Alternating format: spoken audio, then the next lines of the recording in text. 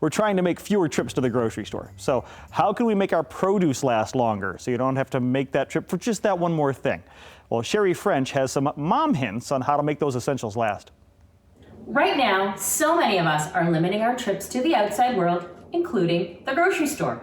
Here are some great hints to keep the produce at your house lasting as long as possible. All right, let's start with bananas, a staple in my home. And guess what? This is how my bananas always end up looking: brown, and I always put them right into the garbage.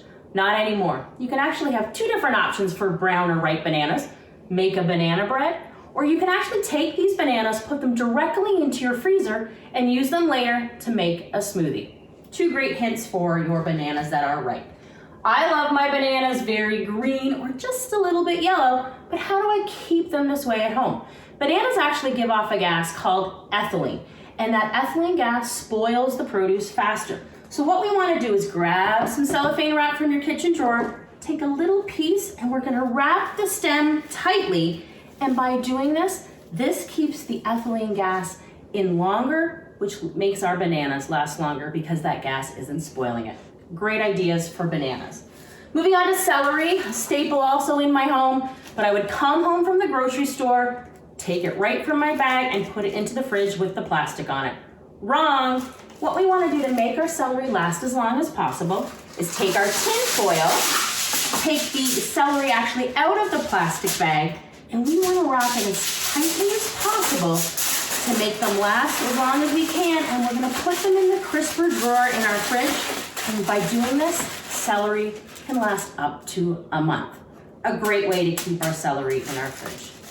Moving on to tomatoes, I was doing this completely wrong. I was always putting my tomatoes directly into the fridge, and that cool air actually makes the tomatoes lose their taste. We don't want that, so store your tomatoes outside of the fridge, but also when you're storing them, we want to store them stem up, just like they be on the vine. Why, do you ask? Well, what happens is when we start storing our tomatoes on top of each other's upside down, they'll actually bruise, which of course will make them go bad faster. So always store your tomatoes stem up outside of your fridge. Moving on to potatoes and onions, I was kind of doing this right. You do want to store your potatoes and your onions in your pantry in a cool, dark place. What I was doing wrong is actually storing them both together.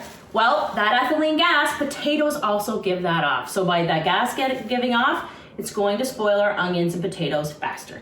So all you want to do is keep them in the pantry, but separate them and keep your onions and your potatoes away from each other.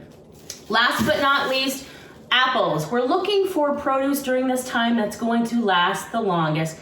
Apples are a great way to do it.